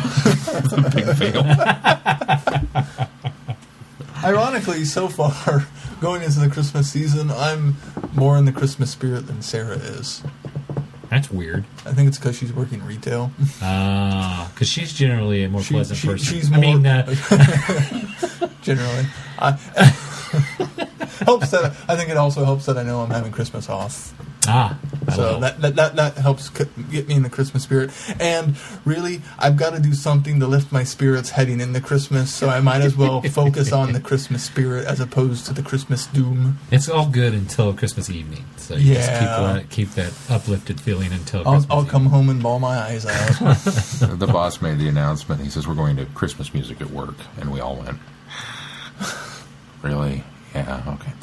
And I kept telling myself, okay, he keeps saying that it's different Christmas music than what you hear on the radio, and it's good Christmas music. It's not just that same four songs you hear all the time, Christmas music. Okay. Nothing wrong with the same 4 songs all the time. Shut up, there is. No. You should throw in like the Muppet Christmas CD. Classics. So I'm telling myself, I'm psyching myself up for this, going, you can do this, Collins. You can do this. You know, it's only your 20th Christmas. You can do this. And not you only had 20 Christmases in retail. Not consecutively, but you can do this. You can do this, and then it's not even a full month because we don't start until Black Friday, which is nice, and then we go to Christmas, and that's it. So it's not even like it's been Plus, you're gonna have days off, so you won't get it. You can do it. I lasted Friday and Saturday. And I got to work today and was like, and I'm going to say this because I know Matt doesn't listen to the podcast. Even though it's an official mandate, I did not listen to Christmas music today at work. I couldn't do it. And the crew came in and they looked at me and they said, are we listening to Christmas music? And I said, if anybody asks, yes. All music is Christmas music in the Christmas season. Matt. You know what's amazing? Tell Matt. Crew today was in such a better mood. You know what? I bet customers were too. You guys are such Ebenezers. No, it hasn't. You're such an Ebenezer. No, actually, you're Ebenezer. You're Grinch. Humbug. Yeah, because by Christmas my heart grows. No, that'd be Grinch. That's Grinch. I learned the lesson of Christmas by the time. You quit being so miserly. Yes. I just can't help it if you're Cindy Lou Who. That's the problem. There's nothing better than Christmas Times time. 5. I love Christmas time. Of course, you guys know I started Christmas a month ago. So yes, you're one of those people. I did refrain from putting decorations up until this week. It was earlier this week. I had to yell at him and a reporter for singing Christmas songs, and it wasn't Thanksgiving yet. You yelled at me for singing? I yelled at both of you. I said, "Stop it! It's not Christmas yet." Oh, that's right. You did. I did put my tree up on Thanksgiving, but that's because I was off, and I knew it was the day that I had to get it done. And your tree I looks was great, by the waiting way. for my computer to finish importing footage and didn't get to. So I had to do something. I'll put the tree up. Thank you for the great tree. Did you see the pictures? Mm-hmm. I did. Looked right. Yeah, I was expecting everybody to come over for Friday Night Who and go, ooh, bask in the glow of my That'll be TARDIS this week, village. 'cause I own 10th Planet. Yeah, you're going to have to be here for 10th Planet. I'll be there too. I didn't pick it up. So it'll be a full house. Good. All right. Next up is Chrissy. Brenda, I'm glad you're feeling better. Yes. Yes. Chrissy writes, sweetness and light. Aww. Dear Vortex boys, now that we've had a week to process the whole 50th anniversary celebrations, one thing I've appreciated about the whole year is how comprehensive it's been. A lot of people focused on the actual anniversary special, the Day of the Doctor, and everyone had their little wish lists of what they wanted. Classic doctors, returning companions, returning monsters, etc. But what I love about how things actually played out was that we had smaller pieces paying tribute to all these little aspects of Doctor Who. An Adventure in Space and Time paid tribute to the very beginning. The Day of the Doctor looked forward to the future while also filling in some of the empty spaces. The Five-ish Doctors reboot celebrated the heart and humor of the show and the fandom. We've had Prisoners of Time and Destiny of the Doctor to represent the comics and audio, and of course Big Finish had The Light at the End, which was basically the traditional multi-Doctor story that a lot of people expected the Day of the Doctor to be. I loved The Light at the End. I loved how it was released as well, unexpectedly, a month early. I love that we got time to listen to it and process it and enjoy it on its own while waiting for November 23rd to come around. It basically kicked off the huge month-long lead-up to the bigger offerings of the Day of the Doctor. I had so much fun with the extra time, and I was glad I got that. The story of The Light at the End itself is kind of thin, but that's just fine for a huge multi-Doctor story. It's a simple story that lends itself well for all the personalities and characters involved. I bought the limited edition download version with all the behind-the-scenes stuff, and something that kept coming up over and over was how difficult it is to write multi-Doctor stories, and how challenging it can be to give everyone a reason to be there. But the general feeling among everyone, from Nick Briggs writing it to the cast who were in it, however briefly, was that it was good and appropriate that something like this be done with as much fanfare and celebration as possible. Probably my favorite scene is the part where Charlie gets lost in the TARDIS, and she starts seeing and hearing all of the Doctor's past companions. I absolutely loved hearing all those names and voices that have been part of Doctor's history for the past 50 years. It's really neat when a current companion gets a glimpse of ones who've come before. Well, Charlie is obviously meant to be the most current companion in this. The other line that I thought was wonderful was when Sixth and Perry and Ace, or when Sixth and Perry see Seven and Ace. Six explains that Seven is a future version of me. Perry sees Ace and says, that's a future version of me. Yeah, it's tongue-in-cheek, and really surprising when it's Perry that delivers the little quip, but I think it's neat, and it's just a nice nod to overall continuity.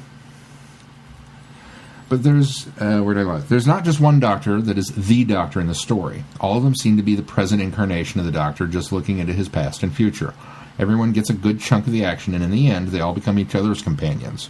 I love the symmetry of the Fourth Doctor and the Eighth Doctor teaming up at the beginning.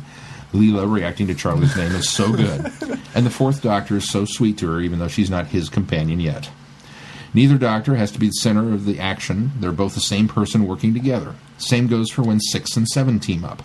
Though I have to say, I am pleased that the Fifth Doctor got his own little plot line with Nyssa and Bob Dovey. It was like they had their own little episode to themselves, which I was happy with. Raise your hand if this surprises you. And I love, love, love, love how they made the first, second, and third Doctors part of the story as well. Yes, there was some technical wizardry and some plot-directed hand-waving to make it believable, but it was good to have their voices there as such, interacting with the other Doctors to stop the Master. Any reason to have William Russell play the first Doctor and Fraser Hines play the second Doctor is perfectly fine by me. And the guy who played the third Doctor was pretty good too. I did like the big, exciting theme tune they put together for this, but I think I liked the ending even more. After this whole big, wild adventure, it was nice to have all the Doctors check in on Bob Dovey and slowly have them all shepherded back to their respective companions, back to the TARDIS. Even a mention of Sarah Jane. That got the feelings going. But what was even nicer was to have the original Hartnell-era theme song playing underneath it, and to have that be the closing credit sequence, as it were. It's a neat little nod to the fact that the timeline has sorted themselves out and things were back to normal. Well, as normal as life's ever going to be with the Doctor. The Light at the End was just so much fun and a nice little way for Big Finish to add to the 50th anniversary celebrations. It was a fun reunion of the Doctors and companions, and it's nothing more than that. Oh, I'm sure critics and fandom elite circles will try and dissect and parse out if this was a good story in terms of literary critique and all that crap. But it was meant to be a fun, celebratory romp. And that's exactly what we got. We got all the classic Doctors with a bunch of their companions and a brilliant Big Finish story. I enjoyed it immensely, and I can ask no more than that. Until next week, Chrissy. P.S. I realize I never said anything about the 5-ish Doctors last week. but it's hard to review something that is essentially a Monty Python-esque comedy sketch. I laughed nonstop for 30 minutes. I love that everyone involved seemed to have such a good time doing it. I love that Peter Davison, Colin Baker, and Sylvester McCoy could poke fun at themselves and do it in such a way that you never know they're just having fun, and you're allowed to have fun with it as well. And do it in such a way that you know they're just having fun with it. I'm glad that it came out after the Day of the Doctor, because I needed something lighthearted and silly right then. It was a nice little palate cleanser after all the heavy storytelling of the past couple days, and something I really appreciated. I hope they put it on the DVD as a bonus feature. Thank you, Chrissy. Chrissy, I don't know that I can review Light at the End any better than you did. I think I might be done now. I'm just going to sit quietly in the corner for the rest of the show. Well, we have one more bit of feedback. From Holly. Holly writes, The Light at the End. Hey guys, I hope that everyone who celebrated Thanksgiving had a great holiday, and those that didn't, I hope they had a great Thursday and Friday. Don't worry, I'm still living in Wisconsin. Just thought I'd shorten my closing up and just put my name. If I'd be moving, I'd be sure to let you know. Wow, this was an awesome audio. I love the redone opening theme. There were so many things to squee and hop up and down about. We get flashing lights galore with each of the doctors. I loved Ace's comment about Doctors 1 through 6 and 8, so Ace. So Ace. And of course, the Celestial Intervention Agency just has to show up, meddlers and facepalming when the CIA don't even know what kind of weapon the Master made off with. Is there anybody here that didn't do that when you were listening to it? Just physically. Mel and I were sitting down and listening to this thing. Oh, let me let him pick one out of the closet. The Sixth Doctor had every right to give them what for. And it was so good that it was him, too. Yeah. It had to be him. Like I think I said before, the CIA needs a better vetting process for their agents. Plus, Strax is thinking that it was a good idea to make a deal with the Doctor, or with the Master, to stop the Vess. Has Straxus read up on anything about the Master? The end scene with the Eighth Doctor, Charlie, and Bob Dovey. Was it Dovey? It's Dovey. Okay, that's Dovey? right. I'm reading it wrong. You said Dovey, and I thought maybe that was right. But yeah, Dovey had me chuckling. I could visualize the Eighth Doctor and Charlie slowly backing away from the doorstep the further they got into the end of their conversation with Bob. It was a real nice touch that we also got to hear the first through third Doctor's voices as well.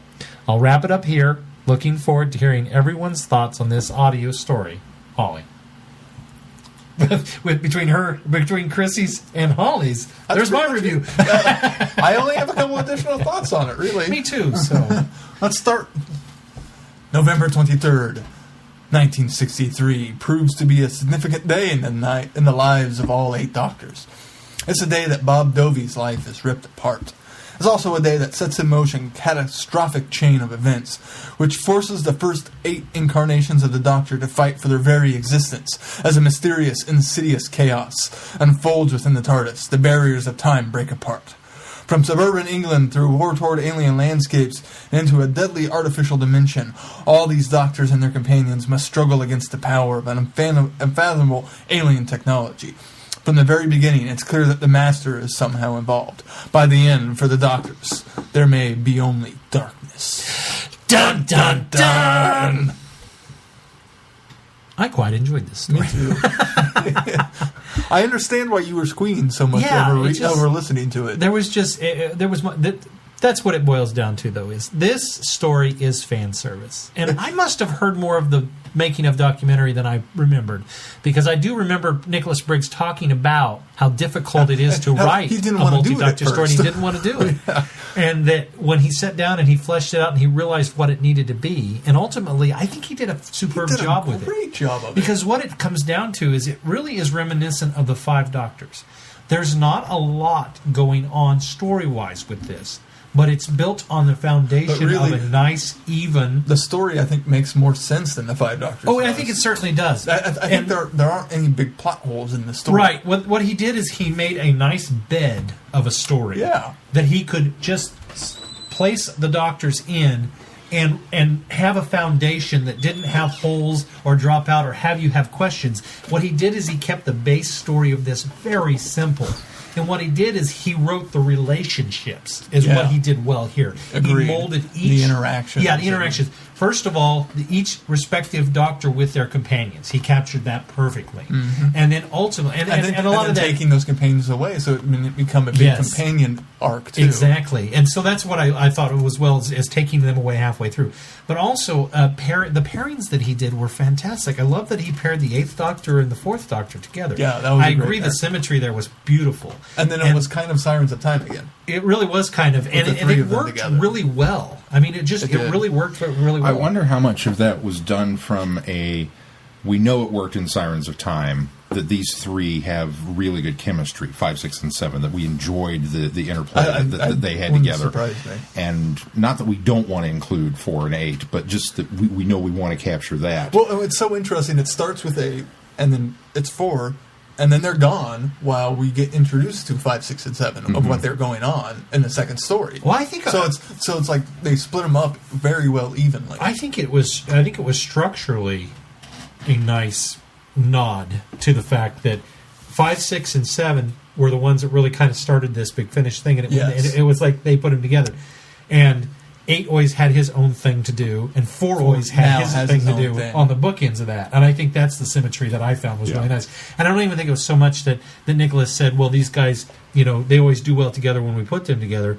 I think it was more of I want to say it was in the behind the self-referencing scenes nod to it. It was either I think it was in behind the scenes of they wanted to kind of pay tribute to what's come before in Big Finish more than anything else. And I think that's what they wanted to pay tribute to Doctor Who, but they more focusedly wanted to pay tribute to what's come before in Big Finish. Yes, no, I would agree with that. And including the Companion Chronicles in that also. Right, which made sense. Yes.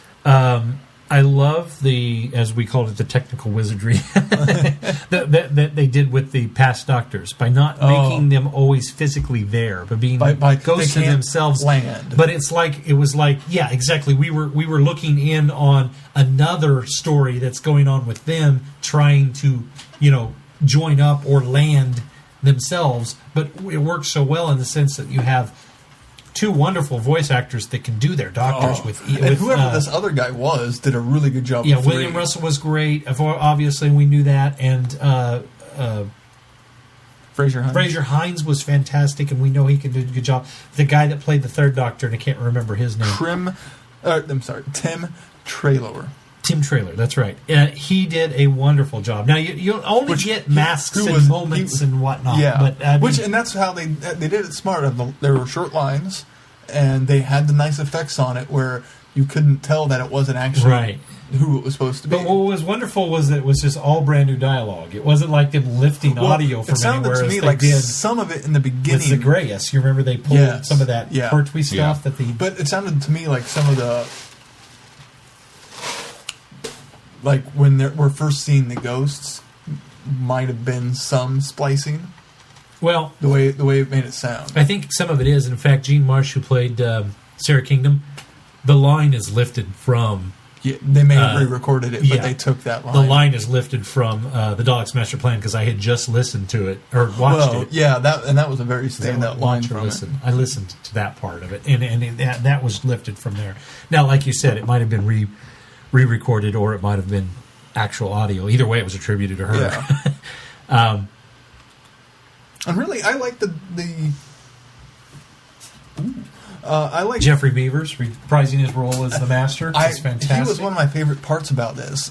Something about the way he portrayed it. He had an Ian McDermott quality to him. Oh, yeah, I hadn't thought of that. That the way he said it, it's.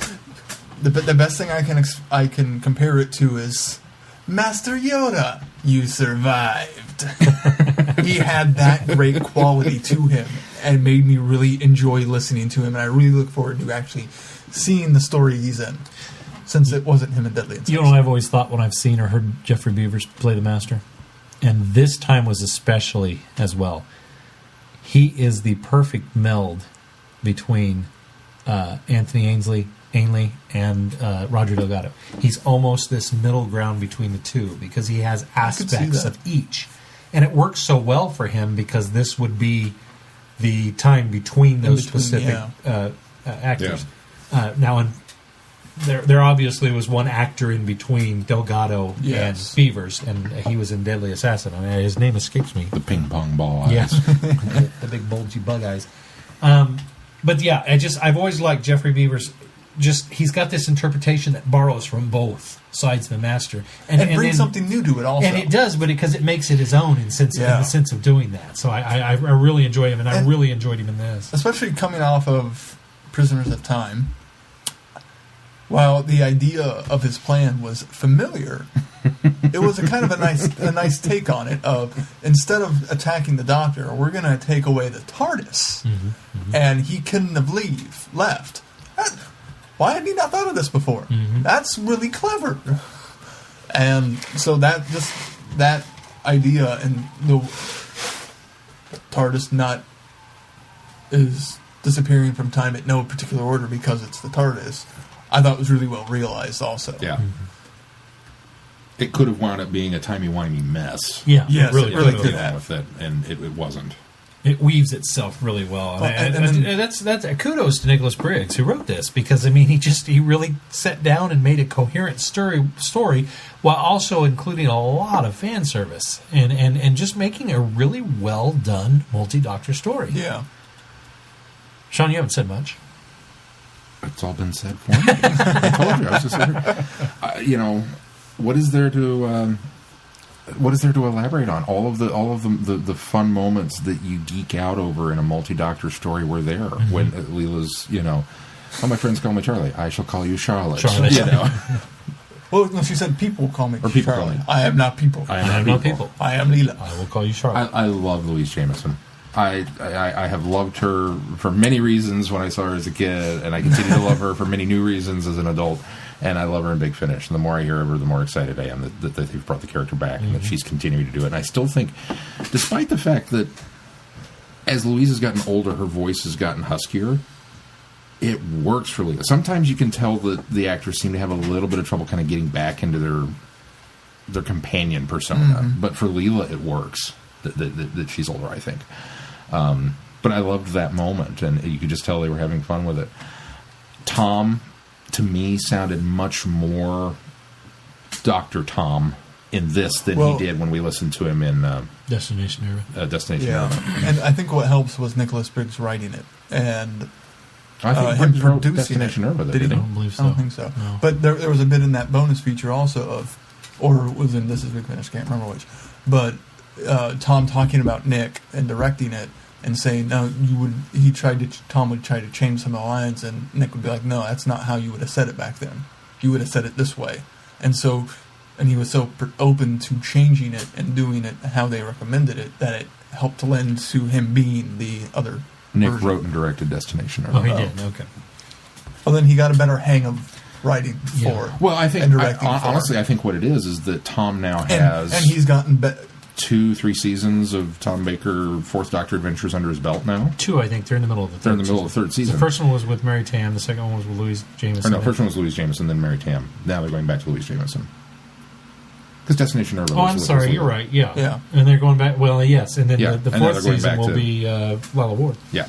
Yeah. So I think that's what it is I think that he's as he's gone through and revisited the Doctor and had these episodes kind of run up, that he's kind of falling back into it. So by now, when Nick says, hey, you can say it that way, Tom's, oh, you're right. And Yeah. I'm going to credit Big Finish with the reason that Tom's in the 50th.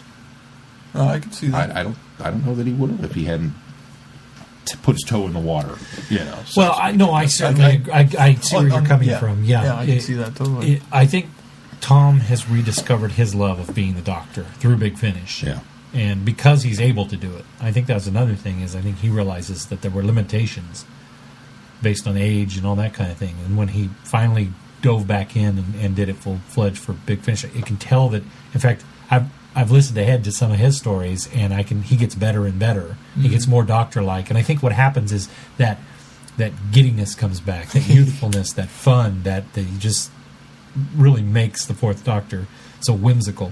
And he was solid there in this one. It was just I completely could picture the Fourth Doctor, and I could picture every Doctor in this one. Paul McGann, they all solid as always. And I love the line from Tom saying, referring to the Wild Bill Hickok, and actually getting who he was supposed to be. Right. And then I think it was Ace got it wrong in referencing, because he always says, everyone always thinks I'm whatever it is. It's blanking on me now. I remember the conversation, but I don't remember the actual line. And then later Ace calls him that. Yeah. Which was very nice tie-ins. Right. But McGann, once again, wonderful as always, and it was fun to see how he and the Fourth Doctor played off each other, in their scenes together. Mm-hmm. That they, this is one of the things that I enjoy, is that I enjoy it, like when you get the three Doctors and you get 2 and 3 bicker, that they just they don't like each other, and there's this disdain, and you get some of that in Sirens of Time with 4, 5, or 5, 6, and 7, that they. Oh God! Okay, yes, we'll deal with you. But at the same time, there's that kind of bigger. But then you get other ones like 10 and 11 that initially butted heads, but then immediately hit it off. Mm-hmm. Maybe because they had to join forces against John Hurt's Doctor. I don't know. But so I always like it when my Doctors like each other. When there is a genuine. I mean, 6 and 2 and the 2 Doctors, that for as exasperate as they were with each other, they genuinely seem to like each other. Yeah. So. I enjoy that 4 and 8 seem to kind of fall into it right away. They had some great interactions, they too. Did. Like 8 complimenting his scarf and him saying, well, you could get your own, So that was a lot of fun. But then, like I said, and then the others, who else but Colin Baker's Doctor could have attacked the CIA the way that they did? Agreed. I mean, it had to be written that way. He was the right one to be there because of the indignation that the Doctor has to go through of what the CIA agent has done. Right. Nobody else could have pulled that off. I agree. And nobody else but Five's Doctor could have been there compassion with Bob. Yes. Yeah, I thought the same thing. I thought all of them are placed in the right situations and times, and just And then the idea that one actually fixes the entire problem by flipping off the security, whatever. When he was in 1963 at the time. Right. I thought that was a great way to truly include the 1, 2, and 3 in the all the way back. Yeah. I read something interesting. We're doing a little research on the 5 Doctors, which we just watched. And they commented that it's interesting that in the 5 Doctors, the rest of the Doctors kind of still defer to Hartnell's Doctor, or Hernbill's in this case. They always kind of defer to the first Doctor as the grandfather figure that's kind of in charge of all of them, even though, chronologically, he's the youngest. Mm-hmm. And they said that would be kind of like deferring to your teenage self, wouldn't it? There's this weird, obviously you know best. We'll go with what because I look back at my teenage years and go, idiot. But something about their nature that they still kind of... Well, I think some of it is because he is so fresh from Gallifrey. That because even I think it's in 5 Doctors that Peter Davison has a line of "I've mellowed out with age." Mm-hmm. That's kind of the Gallifrey and the first Doctor still, and that's why they refer back to him. Maybe that could be. He's still the authority figure. Yeah, he's more familiar with the rules, and now we've gotten by the time we get to 8, he's so used to breaking them and changing them that we need to remember what the rules are to follow. That's how I fix it in my head. But I like that we kind of still do it here. Yeah. That it's the first Doctor who solves the problem. The rest of us are running about getting ready to do something, and he's the one actually doing something. Well, he's the most. I think he's the most connected because it was initially his fault in the first place. Yeah, it was his time. There's just so much good in this. Well, and I was really excited when they brought up Time Ram. Because it was you're going to time ram just not just once. and how cool was it going to see Day of the Doctor and seeing 13 TARDISes flying toward Gallifrey going, that's kind of what this looks like in my head. Just 8 instead of 13. But I got the impression that they ended up not time ramming him, right?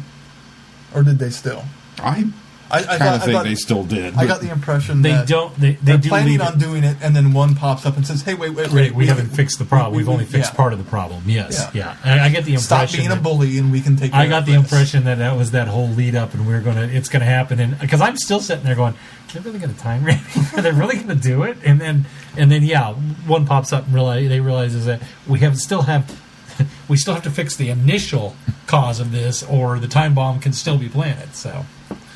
The time bomb. The conceptual bomb. Conceptual bomb, that's what it was. Which I think is a clever idea also. Yeah, no, I agree. It has tones a bit just because I'm such a steeped in Star Wars lore and the mind bomb from that Bane sets off. The thought bomb, yes. That's just what my mind goes, oh, it's kind of like that. Okay. That's the stupidest thing ever. Dude, that's way cool. Come on. I hate the thought bomb. No, the thought bomb's awesome. That he's that powerful, he can wipe out everybody be thinking about it. That's cool. You should read the Bane book because it realizes it better than the comic did. Good. So I remember reading the comic and being like, it's not any different from Davros's reality bomb. Come on. I don't know. Thought bomb. Davros just has science backing him up. Anyway.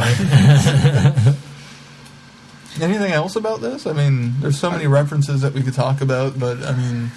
It's just multi-doctor goodness. It really is.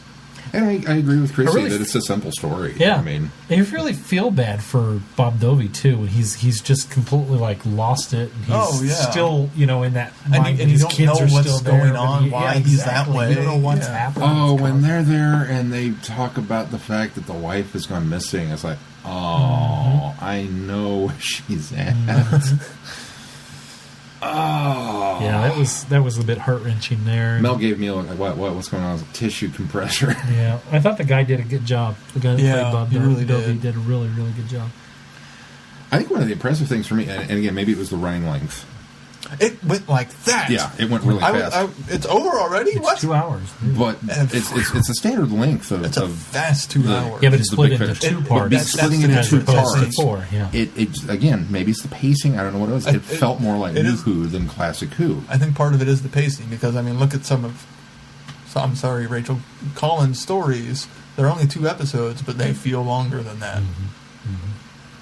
But I think with this one it worked because the way it's structured and set up, this to me feels like a New Who episode because of Bob, because of that human introduction that we get to it. That feels like a very pre-credit sequence in the new series that you get. Yes. You know what I mean? Mm-hmm. And then the way everything plays out, it just kind of flows and does its thing, despite the fact that it's... But Big Finish has done that before. Very classic. Especially in the McGann stuff, where we do the before the credits stuff and then open. But for a multi-doctor story, I wasn't really expecting sort of that feel for it. But it that's also has exactly kind of more of a cinematic feel to it as well. well. Really that's true. That way. Yeah, kind of more of it gives it more of an event or an epic feel to it. You know. More of a special.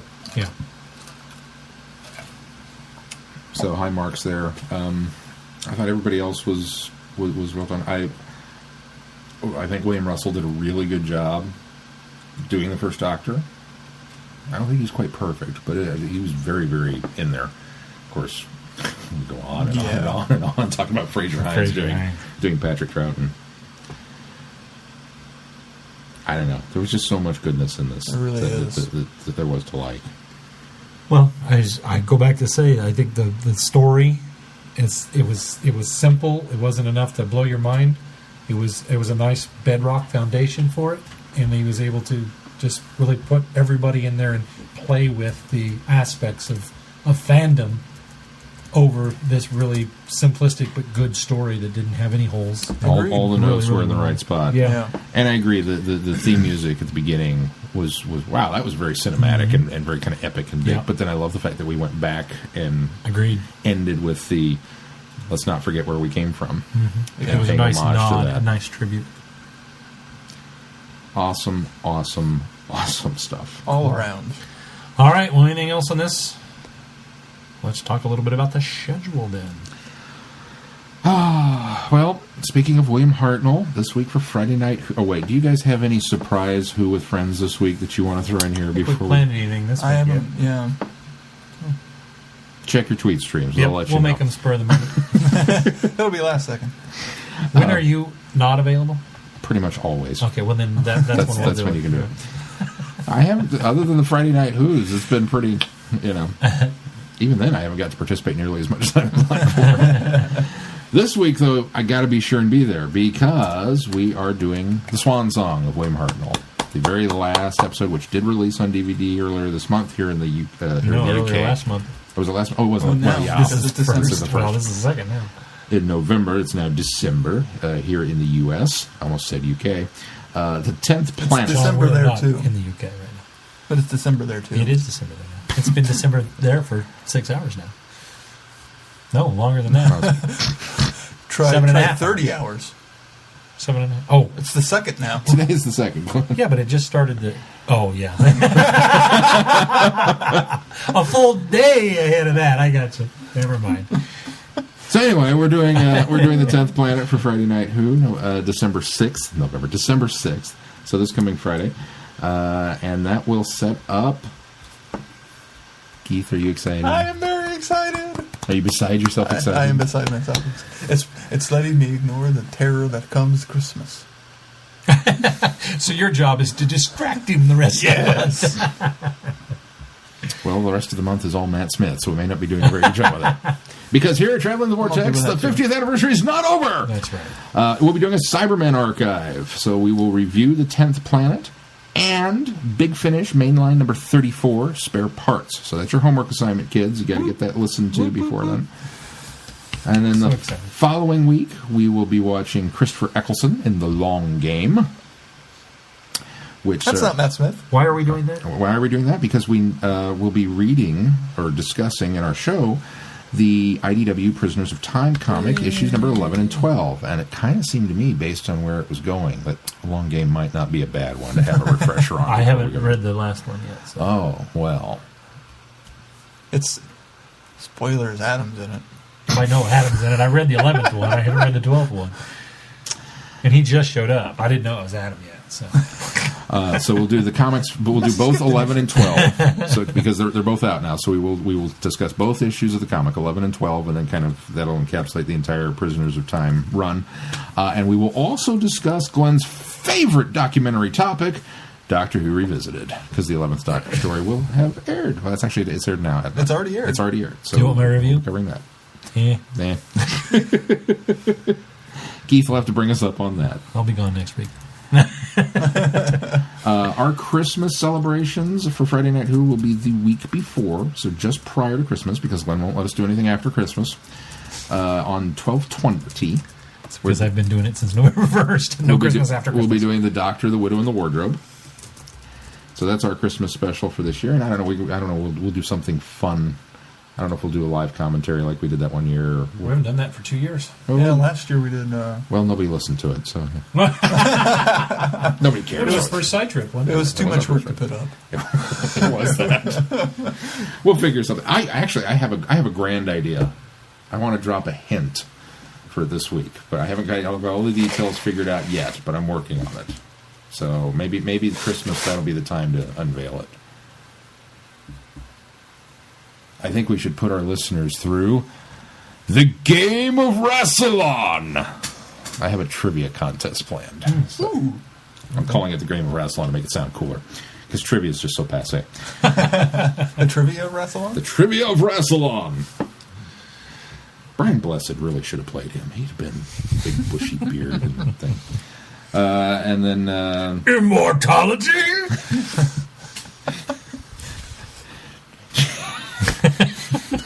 Drop the ring on the floor. Dive! And then that happened. The following week, we continue our 11th Doctor retrospectives with a look at Big Finish's Destiny of the Doctor, The Time Machine, and our retrospective discussion of his era to make Keith cry just in time for Christmas. I won't be crying yet, because I will be celebrating. You will be his an life. emotional wreck knowing what's coming the following week. And I'll be sure to poke you with a stick the whole way. Then Glenn and I will have a meeting because, then the following week is Christmas, and it won't be Silent Night. It'll be the time of the doctor. We'll be watching The Fires of Pompeii to round out the end of the year so that we can get ready for Capaldi. And then we'll discuss the Christmas special. And Glenn and I will need to have a meeting to figure out what rank you are going to bestowed with the regeneration of your doctor. That should be a huge bump. You will no longer be... What is he now, novice? What am I? He went from newbie, novice. Yeah, I think we bumped him one more, didn't we? We did bump him. He got it because he cried at the regeneration of somebody else. Amateur, that's what he is. So he went from newbie to novice to amateur. We're going to have to come up with something special for you to actually survive your doctor's regeneration. That's assuming I survive. That is true. That's a huge assumption. Your promotion in rank is hinging on your survival. I can't promise anything. If anybody out there has any ideas for what rank Keith should be attaining, the Padawan that he is, send them to Sean at Traveling of Vortex, and I'll keep your suggestions under advisement. But that's it for now. All right. I suppose I should throw out there that if you really are wanting to, look at your spending habits over Christmas and prepare for next year, we are probably going to be doing some E-Space Trilogy stuff early in the new year. This is all, of course, we're still in that weird flux because, well, obviously, as soon as Enemy of the World and Web of Fear wind up having official DVD releases, we want to do those for Friday Night Who and get them on the schedule so we can review them. But I'm waiting until there's... I know all of you went out and diligently bought iTunes copies per Glenn, but I think it's a little more fun with a DVD release, so we'll see. Well, it gives more people an opportunity, too. There are some people that don't have the option to do it on iTunes. That is true. So we're trying to be fair to all of those people. But in the meantime, you better bone up on your trivia because Rassilon's going to get you. You put your face in stone if you fail. You better not fail. Well, that's what you win. Immortality. It'd be an awesome Gallifreyan time game show, wouldn't it? Be one of those like Japanese game shows where you go on and you have to answer the trivia, and if you fail, then you get cemented in stone for the rest of your life. Just the eyes were... Yes. Bloodshot eyes. Bloodshot eyes. All right, anything else this week? Some weird guy on a horn in the background. If not, that's going to do it for this week. Until next week, I'm Glenn. I'm Sean. I'm Keith. Cheers. Good night, everybody. Be seeing you.